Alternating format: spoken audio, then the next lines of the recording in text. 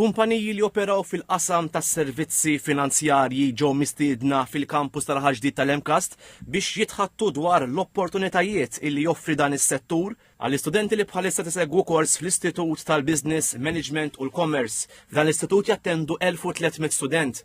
Ma' TVM News id-direttur tal-istitut Andrew Gallia qal li l-20 kumpanija li attendew għal-fira fl-MCAST għandhom tħassib komuni illi mhux isibu biżżejjed ħaddiema. Kważi l-courses kollha għandhom dak li aħna ngħidulu l-element tal-work-based learning fej parti mill-kors tal-istudent l-istudent jitqatta numru konsiderevoli ta' sigħat ġewwa kumpanija jew organizzazzjoni.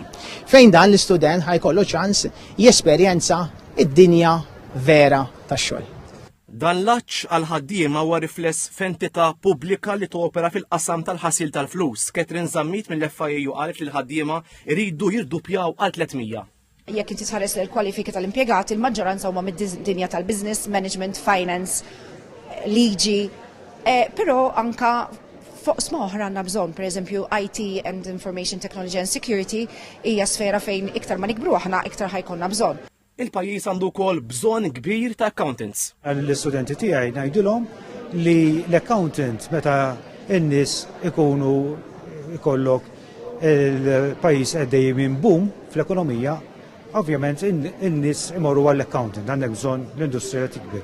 Meta jkollok recession fl-ekonomija, alright, u kumpaniji se jkunu sejrin ħażin li min ifittxu lill-accountant.